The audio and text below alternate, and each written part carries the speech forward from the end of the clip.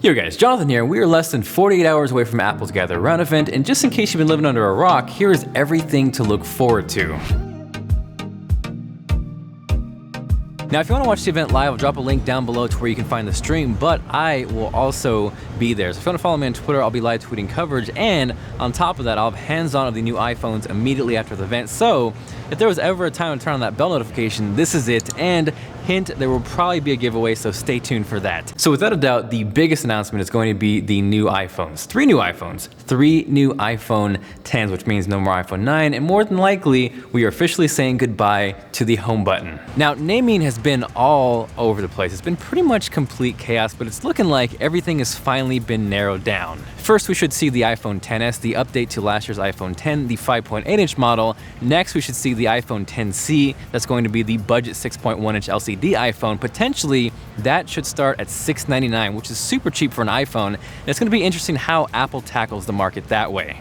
From there, finally, we have the Big Daddy, the iPhone XS Max. Honestly, I'm not sure how I feel about that name. I wish they would have gone with iPhone XS Pro or maybe even Plus. There was nothing wrong with that, but it looks like they've nailed it down to XS Max, which, name aside, looks to be a very promising phone. I personally think the 5.8-inch iPhone is the perfect size, but some people crave that extra screen size, that extra battery. So if you've been looking for a powerhouse all-day iPhone 10, this is gonna be what you're looking for. Now, one interesting note is, yeah, we know that budget iPhone is gonna start roughly around $699, but what's also cool is we should see a price drop on the iPhone XS. Currently, the iPhone 10 starts at $999, but we should actually see Timmy Cook take off $100. So it's almost like Apple kind of trolled everyone. They got Samsung to jack up the prices this year and said, psych, we're bringing them down. Next from there, finally, we should see an update to the Apple Watch Series 4, which is long overdue. Now, for the past couple updates, the Apple Watch has been pretty incremental, but this year looks to be pretty substantial. For starters,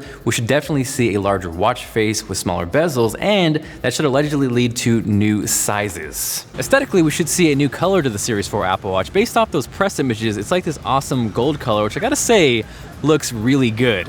As far as those sizes go, since the existence of the Apple Watch, we've had 38mm and 42, but this year, that 38mm should be bumped up to 40, and that 42 should be bumped up to 45. So it's not a huge difference, but it's really meant to compensate that bigger watch face, so I am all about that. Next from there, we should finally see an update to the iPad Pro. And the most interesting thing I've heard with this update that actually just dropped today as far as rumors go is apparently the iPad Pro is dropping the Lightning port in favor of USB-C.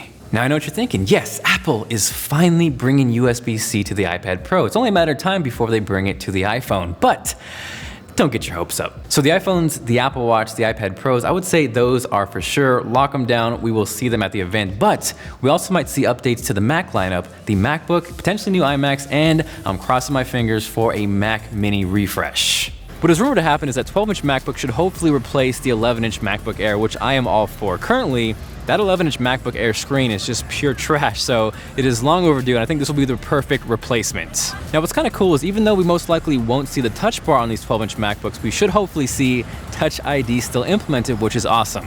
While I don't expect to see updates to the iMac Pro, what is realistic is updates to the 27 and 21.5-inch iMac models. We saw 6-core models hit the MacBook Pros this year, so hopefully that makes its way over to the iMacs, and I think those thermal designs are much better than those MacBook Pros, so we should see these machines take better advantage of those CPUs. From there, you guys know I love me some Mac Minis, but it's been forever since they've updated it, they've ignored it, left it in the dark. This year, though, finally seems to be the year when they bring it back, and I, for one, am super excited.